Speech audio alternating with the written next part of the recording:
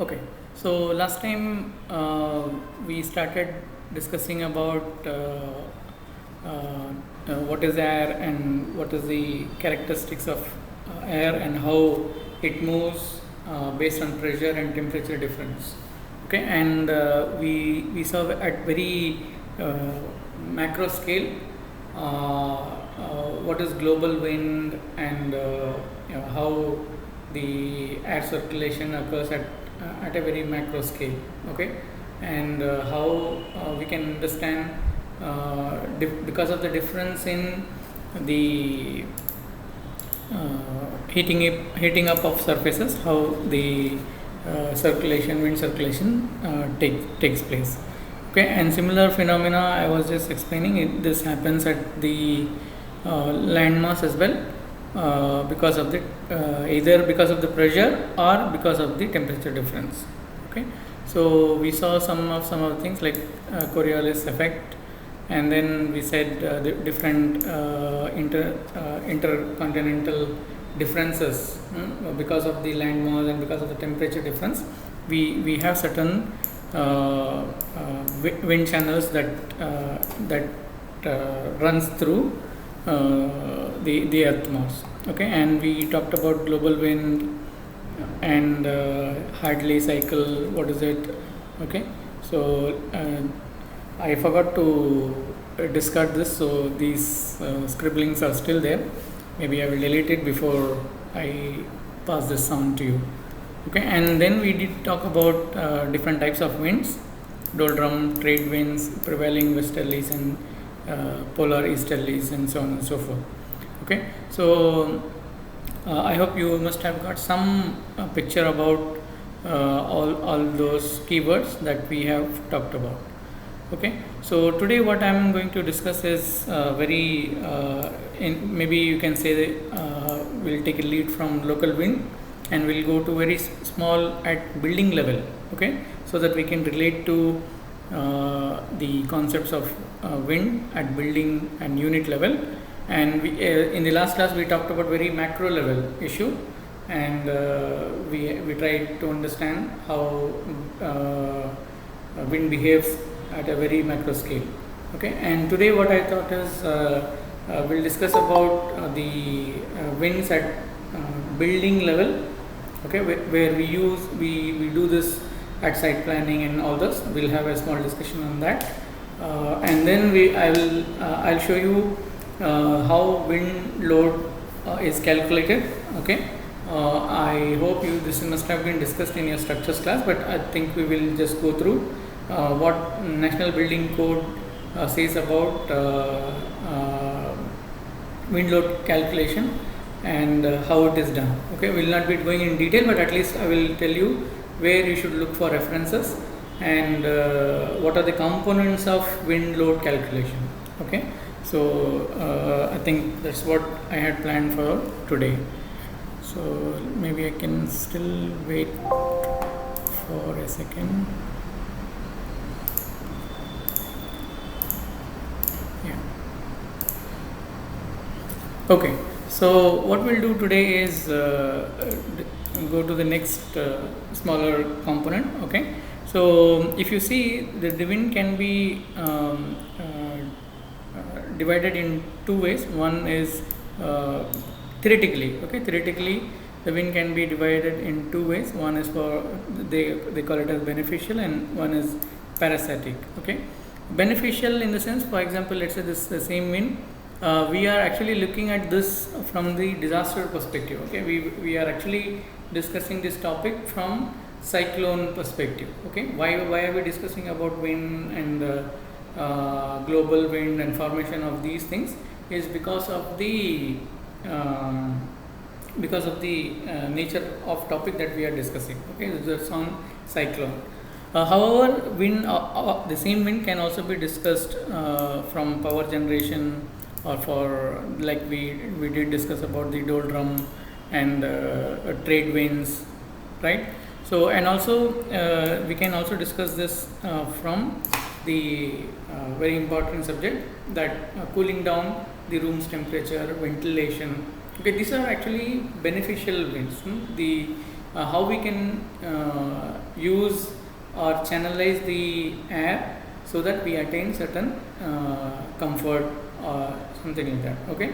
The other part is on the parasitic wind, that is the impact of these winds that is created on the structures.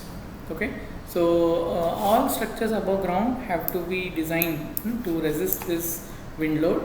Okay, so some in today's discussion we will discuss some part of this and some part of this as well. In the first part we will discuss about the basics of wind at building level. Okay, let us will be discussing it now at building level, and maybe tomorrow or in the next class I will be discussing about again on cyclone. Okay, so if you see, I hope you know this before Beaufort scale. Before I discuss, can anyone let me know what is Beaufort scale?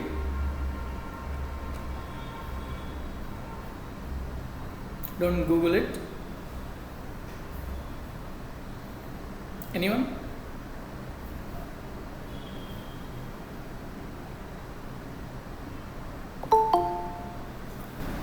Are you guys there?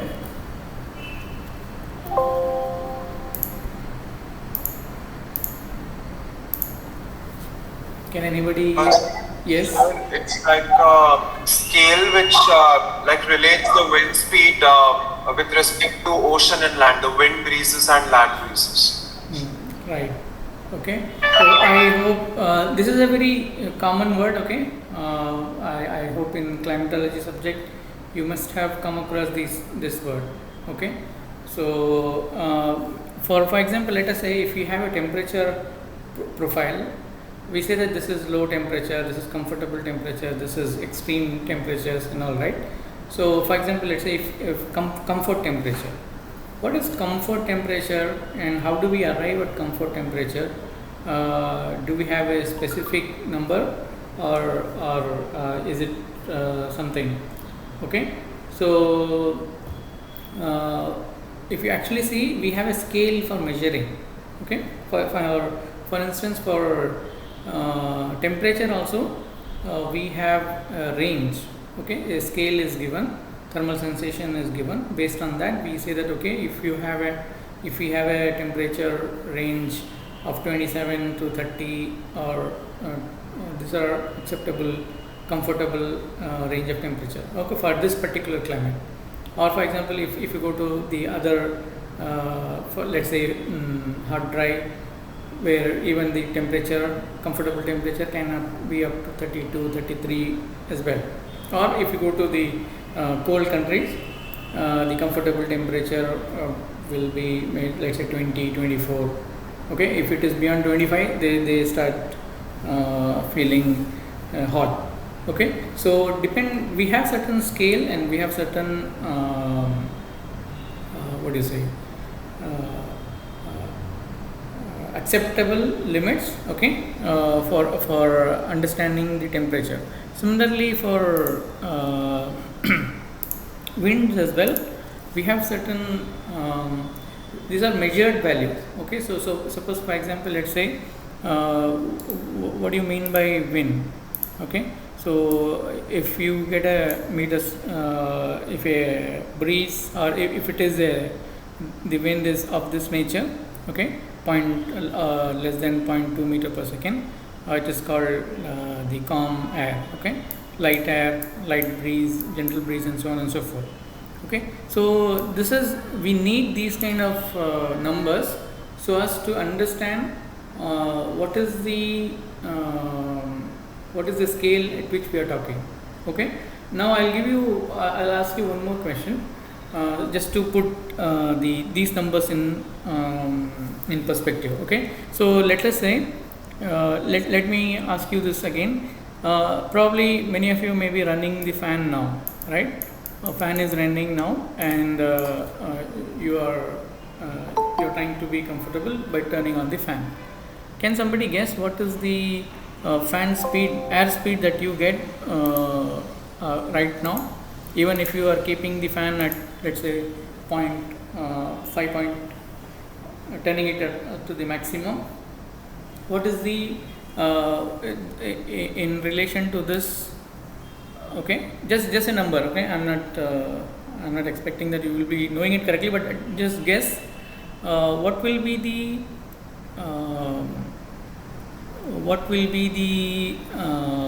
unit of air that you are experiencing now currently when you keep your fans at 0.5, or not 0.5 in the sense at keeping it maximum. Any numbers? Can anybody guess some numbers? The moderate or fresh breeze. Number. I'm saying number. Moderate or fresh breeze. 20 to 30 kilometers an hour. Okay. Moderate breeze. Okay. Or fresh breeze. Okay. So around 5 to 8 meter per second. Right? That's what Yes, you're sir. talking. Yeah. Okay. Any other number?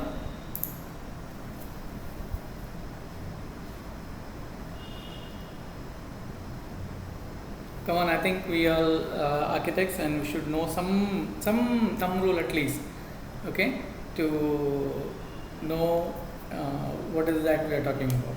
Maybe one more or two more person can guess, and then I will tell you the numbers, actual numbers. So probably 5 to 6 kilometers per hour. Kilometers per hour. Okay. Where is it? 5 to. We don't have that number. This one you're talking. Yeah. Okay. Any other number?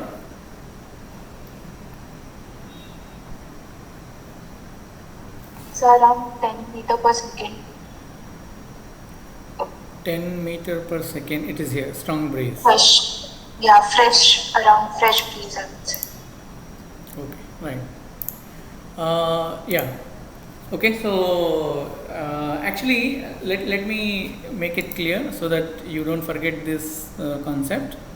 When we talk about the airflow, okay, with respect to buildings, okay, normally these winds are measured at a height of 10 meters from ground level, okay, and I asked you regarding the fan speed, okay, the air that you will get by turning on the maximum that you could in your room, okay. So it will not be more than this, okay. Normally it is 0.9 meter per second, not more than that, and probably maybe if you have a super speed fan, maybe you may get 1.2 meter per second, okay. So that is on the high speed. I'm saying, let's say if you have 5 or 3 points, low, medium, high, and what I'm saying is if you keep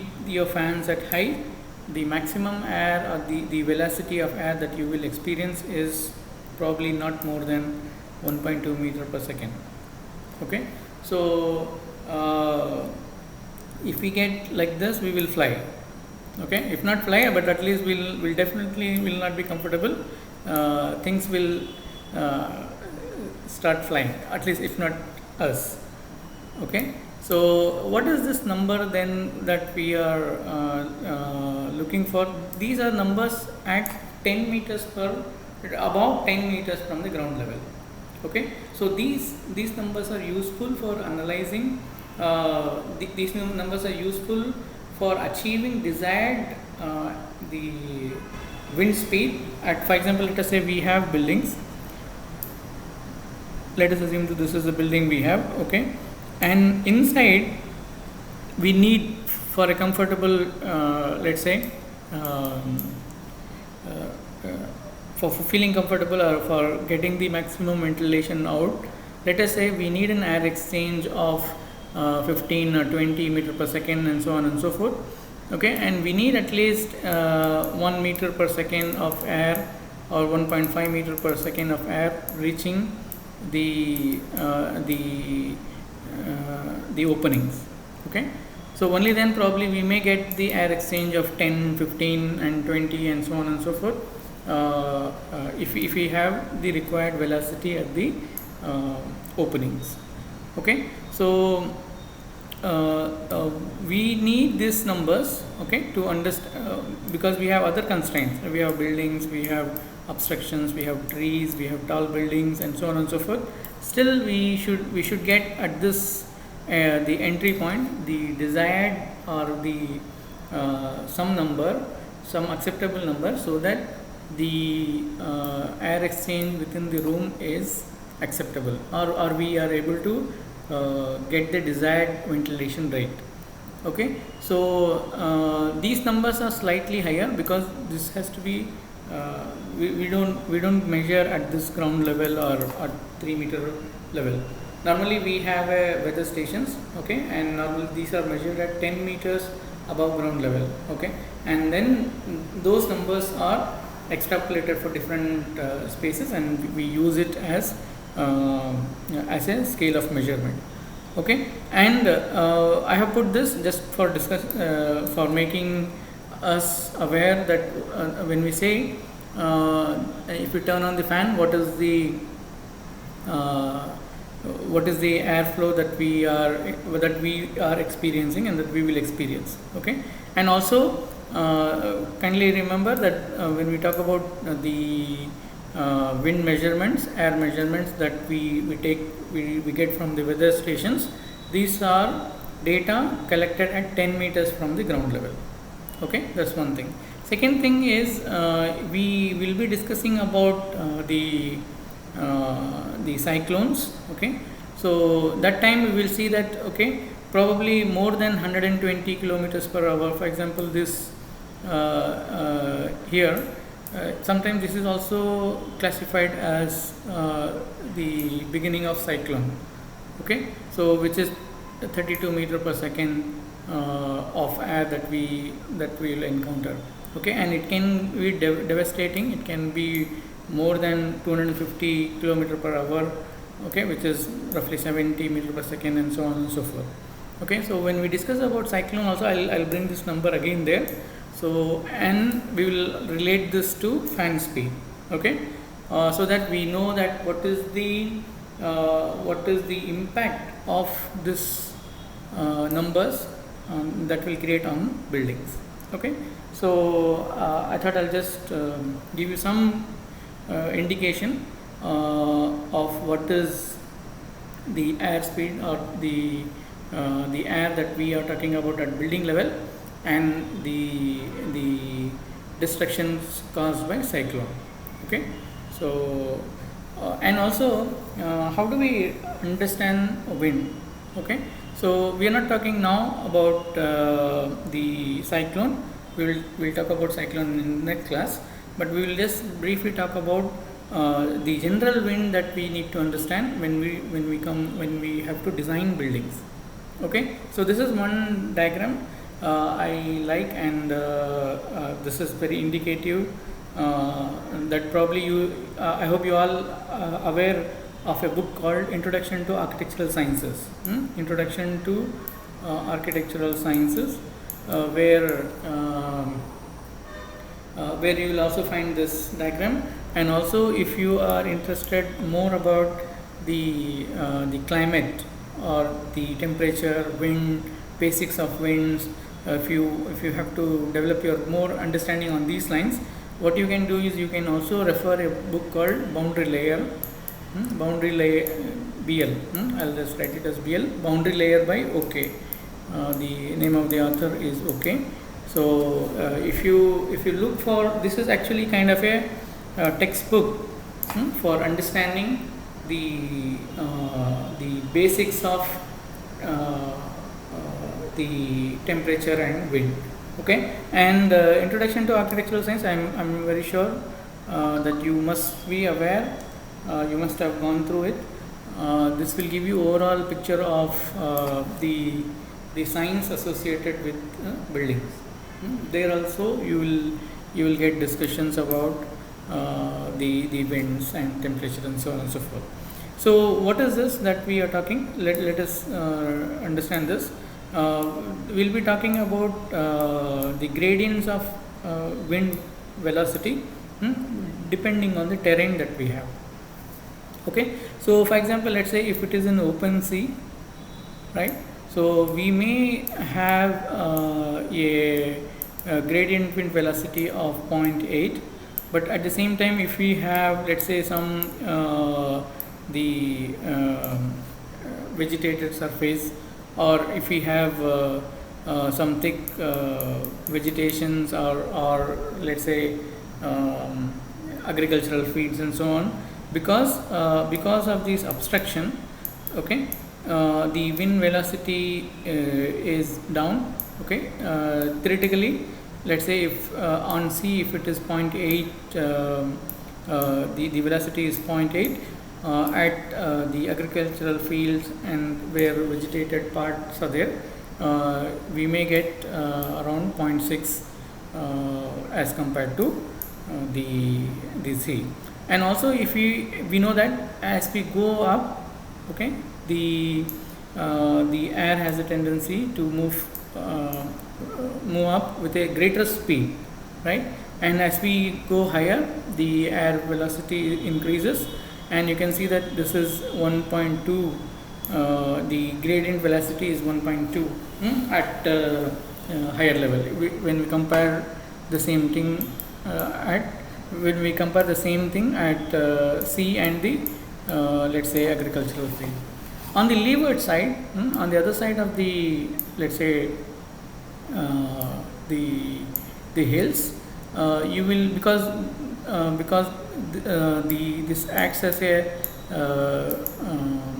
this blocks the direct flow of wind, okay, and as a result, a wind shadow is created on the other side of the hill, okay, and we will get probably half of what we observe on the seaside. Okay, so probably these words are at leeward side of the hills. So this is basically the fundamentals of wind with respect to topography. Okay, so wind is randomly varying dynamic phenomena and greatly affected by topography. Actually, there is one subject at master's level I used to take where we go, in fact, there is one unit on this itself, how topography affects wind. Okay, and how do we understand different topography and the impact of these topography on the wind movement and so on and so forth. Okay, and I normally use this the same book, Boundary Layer by OK, where you can just flip through the pages. You will find very interesting discussions about how wind can be understood theoretically. Okay, so and also one more thing that you should remember is these kind of wind gradient graphs that probably you will see. These are nothing but the wind velocity that is shown in the form of diagrams. Okay, so if you see here, it is all just one second, I'll just try to erase this. Yeah, if you see the velocity, it is almost similar. There is no difference in the there is no change, very subtle change, but which is not observed here. Okay, the gradient is very smooth. However, if you see here, okay, so there is a change from, this is actually supposed to be 0.8. Okay, when we compare this 0.8 versus the kind of the wind velocity that we observe here, it is like this because it is reduced. The wind velocity is reduced by 0.2. Okay, so this is an indication for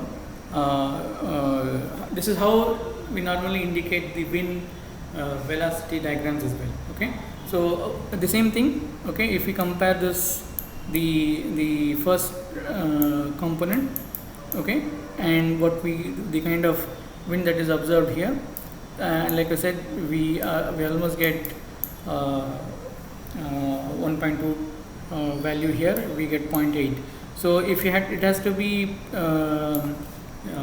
put it as a comparison to what we observe in the sea level.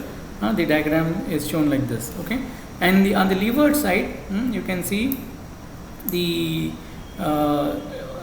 wind at the lower level will be slightly at the lower surface will be slightly lower, and if we go slightly up, probably there will be higher speed, higher wind velocity can also be observed on the leeward side as well. Okay, so maybe when you come across these kind of graphs, understand that these are diagrams used for putting the wind graphs. Okay, and probably you must have seen very regularly about the temperature gradients, where we have higher and lower temperature, and we show it as a gradient. The same thing when we talk about wind. This is how wind gradient is shown. Okay, so this is the basic component that we should keep in mind when we discuss about wind. And other things, these are very basic things that we should understand. We have discussed this. The hot air has the tendency to raise up. Okay, it loses its moisture and it raises up, and it raises up and gathers the moisture, and again it develops weight and it falls down. This is as simple as that. The same, this is what I was explaining at global wind and at local wind and at courtyard level as well. Let's say you have a courtyard, okay, and let's say what happens, why do we get a pleasant environment in courtyard? The same concept takes place. So we get plenty of sunshine. As a result, what happens is the air that is there heats up and it raises up, and because it raises up and again it catches the moisture above and then it falls down, and as a result positive and negative pressures are created in a very small compartment kind of thing in courtyards. So we get more air exchange taking place. Okay, so there are certain keywords that we will be discussing when we discuss about the air flows. Air flows either because of the natural convection current caused by difference in temperature or because of the pressure. Okay, so this I have said, and that is the basic principle on which the entire concept can be understood. There are 4 types of wind or airflow that we can talk about. Those are laminar flow, separated, turbulent, and eddy currents. Laminar is the continuous airflow that we see. Separated ones, okay, because of the obstructions and because of certain changes in the physical characteristics or terrain, okay, there will be change in the wind that is impacting on the surfaces. This is second one. Third one, turbulent, okay, is an indicative diagram, and this we will refer this when we discuss about the cyclones. Okay, and eddy currents, probably you must have also come across this word eddy when we the kind of cycle that I discussed about in the courtyard can also be taken it as eddy currents. Okay, since air has some mass, moving air tends to go in a straight line. When forced to change direction, air streams will follow curve but never a right angle. We will discuss this, what do you mean by that. And I also told you this is an indicative the wind gradient diagram. Okay, and as we move up, the airspeed will be higher. Okay, so kindly remember that. So this diagram is also indicating the same. Is at a, let us say there's some random number 5, 10, 15 and so on and so forth. At 5 meter level, the wind speed, the maximum wind speed airflow that you will face is, let's say, up here. But as you go 10 meter above, the wind speed, the maximum wind speed that you will face is higher. Okay, so this is a gradient, velocity gradient diagram, indicatively shown to emphasize that as we move up, the temperature, you can see more, you will feel more air velocity. Okay, as air velocity increases rapidly with height, the air has less static pressure at the roof than at the ground level. And the same thing we use it in the in built structures as well.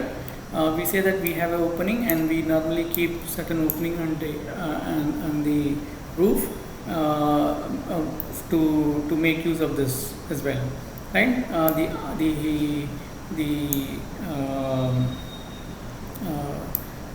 Because of the difference in temperature, I'll explain a little more in detail also. But you have to pick up 2-3 concepts in this discussion. Okay, one is the air that is coming into the building, and because of this pressure, okay, this is actually called Bernoulli's effect. I have one more slide where I will show you the basics of Bernoulli's concept. That same phenomena occurs at the building level as well. When we have openings, that creates some kind of a negative pressure, and the air is sucked in, and as a result, the movement of air is increased. This is one type of phenomena that occurs, Bernoulli's effect. The second, I think there is a second type let me put it here. I think it is coming in the later slides, but let me put that the second concept also here, so that you have better picture in one go. One is, like I was saying, the Bernoulli's effect. Okay, because of the negative pressure created because of the openings. Okay, negative pressure created because of the openings. This is Bernoulli's effect. One. The second concept that will take place, that will also called Venturi effect. Okay, narrow openings, and as a result, more airflow will take place. The second concept that that you must have learned, or you know it, is on stack effect. Stack effect also works in the same way, but different concept. Stack effect works because of the temperature differences. Okay, so let us say if you have we get the solar radiations here, right? This top surface will get more heat, right? And as a result, the hot air raises up, and then it gets sucked. Okay, so in fact we have done a small experiment as well. Maybe you can try it at your home as well. So if you have a block, some tube kind of structure, let's say some cylindrical structure or something, and then what you do is you just put a small puncture here, okay, and you keep some agarbatti or something where you can get smoke, and what you do is you heat up the upper part of the surface, upper part of that tube. Okay, and if you observe after some time, there will be a fast flow of air, fast flow of the smoke. In the beginning, the smoke will go this way, that way. It will look like the smoke is moving haphazardly because of the obstruction. But if you, after some time, if you heat up the upper part of this tube, you will feel that this haphazard movement will not take place, and all the smoke looks like it will be sucked, and then it will move into the upper part. Okay, so this is actually the concept of what do you say, Venturi effect. Okay, because of the temperature difference as well, the air will be sucked up. Okay, so two things that takes place, both are essential that we should understand. And other things, since air is neither created nor destroyed at the building site, the air approaching the building must be equal to the air leaving the building. Okay, thus lines representing air streams should be drawn as a continuous line. I hope I don't have to explain this.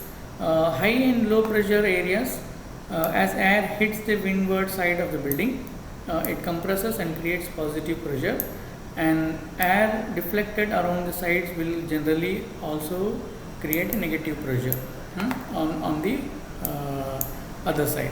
Okay, so this is another thing that we should keep in mind. And where positive pressures are created, where negative pressures are created, this negative pressure is slightly relative to this. Okay, and this is actually the negative pressure because on the leeward side. The pressure on the leeward side of the roof is always negative, but on the windward side it depends on the slope and the roof profile. Okay, so for example, this is a good indication. We have 2-3 things put together here. Sorry, let me. Yeah, so what it says is this: the pressure on the leeward side of a roof is always negative, but on the windward side it depends on the slope of the roof. Suppose if we have 4 types of roofs are given and 4 types of observations are mentioned. Okay, for example, let's say in flat roof, of course this is positive pressure zone, and the wind that you will see, the pressure that we see here is negative with relative to this windward side, and it is definitely negative on the leeward side. Okay, because of the deflection of the wind. Similarly, if the slope is, let's say, 1:1, okay, 45 or more, it is actually like a perpendicular surface, right? So 45 degree and more, and if we have a surface like this, we will not get a negative surface like we see here on the flat and the slope, which is less than 1:4. Yeah, so this is actually kind of a neutral where it is neither creating a positive or negative pressure. It is just allowing the wind to flow smoothly. Okay, so maybe we don't need the, what do you say, do we have to go and calculate all this before we design it? Actually, we don't need to calculate all this because now we have very sophisticated tools for measuring all this. For example, let us say if you really want to know, this is indicative diagram, right? So if I say that okay, this profile is good, or this profile is good, or this profile is bad, it's a qualitative assessment. Okay, one based on my experience I can say, or based on some thumb rules like this. Okay, what is the roof profile that you have? The roof profile is 1:2. Then I would say yes, I think this is okay. If the roof profile is 1:1, then I would say yes, you are creating positive pressure and so on and so forth. But now we have very dynamic tools for modeling and simulating and then visualizing this. Okay, so as an architect also we should know this. There are certain tools available for analyzing these structures. For example, let's say probably many of you must be using Revit. Revit has inbuilt tool called, let's say for example, Insight 360. If you take that plugin, we can in fact model the buildings for wind, and then we can see which side we are getting positive pressure, which side we are getting negative pressure, what is the number that we number in the sense when we say positive pressure, how positive it is, whether it is destructive or it is acceptable, and so on and so forth. Yeah, so these things are possible now with the use of technology. Otherwise, we should know at least basics, thumb rules. Like, for example, if your roof is of slope 1:4, what are you how your building is responding to the wind. If your slope is 1:1, you should know what is the how your building is responding to the outside wind conditions. Yeah, theoretically, at least thumb rule wise, theoretically you should have some these understandings when we design buildings. Yeah. So turbulence and eddy currents occur in high and low pressure areas around a building. For simplicity, turbulent air is not shown in any of the diagram. These images I have taken from the very book that we normally don't refer, that is on National Building Code. Unfortunately, we look for informations here and there, just randomly looking at or randomly searching in Google to actually know or understand the basics. These are very, very basic things, right? So, but all those things are put in National Building Code. We have a specific chapter under wind load calculation. I think I have given the reference and section number also. What you can do is you can go through this. I have not put the entire discussions here. I have just put some summary of what is being discussed in National Building Code. So I would rather suggest that you should read the entire paragraph, entire section actually. In fact, on at least we are talking about wind, so you should at least read the entire chapter on wind, so that you know what our National Building Code says. We are supposed to follow National Building Code, right? So this is one thing. These are references taken from National Building Code only. And I was telling you the what is Bernoulli's effect. So, for example, let's say if there is a flow of fluid in a channel, and if that flow is punctured with another flow, punctured in another direction, because of the negative pressure created, more air or fluid will more air or more fluid will be flown on the other side because of the kind of pressure that is created. Okay, so the same concept is used in the wind as well. So if we create smaller openings on the opposite side of windward direction, it helps in creating some kind of a negative pressure, and as a result the air get exchanged, or the circulation of air takes place rapidly. Okay, so an increase in velocity of fluid decreases the static pressure. Because of this phenomena, there is a negative pressure created, and as a result more air or more flow takes place. Similar thing can be observed in the Venturi effect as well. And one of the best example if for understanding this is the basement entrance that we have here in the campus. I'm sure you must have all seen the exit, that exit or entry both. I think we are using it for both. The exit and entry of the basement car parking. Okay, so if you stand there and you observe for some time, you will naturally feel that there is a huge volume of air that is coming out. That is because of Venturi effect. Okay, and which works on the concepts of Bernoulli's concept. Okay, so that kind of a funnel kind of effect is created, and as a result, large volume of airflow takes place. And the same thing can be applied in the buildings as well. Okay, so that the air is sucked out of the building. The similar concept, okay, is like I was explaining, the stack effect. The stack effect can exhaust air from the building by action of natural convection. The stack effect will exhaust air only if indoor temperature differences between the two vertical openings is greater than the outdoor temperature. Okay, so that's what I was trying to say. If you have a higher temperature on the upper side, naturally it has the air is sucked.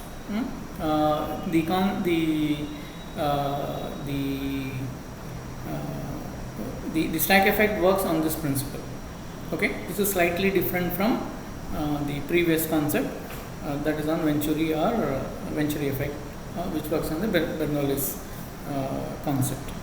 And also I thought I should put this also. When we talk about stack effect, many of you must be knowing or many of you must have already used in your designs that I'm going for this passive strategy called stack in buildings. So I think if you have to since this is very scientific phenomena, what you should do is you should know little more than just stack effect, the word stack effect. So if you go little bit detail, and again the reference for this is, again you can go back to National Building Code 2015 to know more about this. Let me put what you should be knowing about stack effect in addition to just word stack. There is something called neutral temperature or neutral axis. Okay, so neutral axis is where the like I said, the stack effect works based on the concept that higher temperature on the upper area, lower temperature on the lower surface of the room or some space, and as the upper surface of the volume gets heated up, the air tends to move up. Okay, and also the because the air is lighter and air gets is sucked up.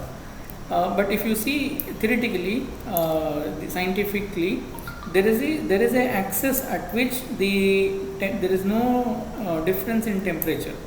Okay, nothing will happen. Either positive or negative pressure can be observed. Okay, like for example, like we were discussing doldrum. Okay, and the center of the earth, equator, where nothing happens. Okay, it's actually called like a dead area. Very less, very subtle wind is observed. Similarly, within the buildings or within any given volume or given space, if you are trying to work out a concept of stack to happen in that volume, you should understand that there will be an neutral axis area from where the actual phenomenon of the stack will take place. Okay, so where the cold air will be exchanged with the hot air. Okay, so that is called actually neutral axis.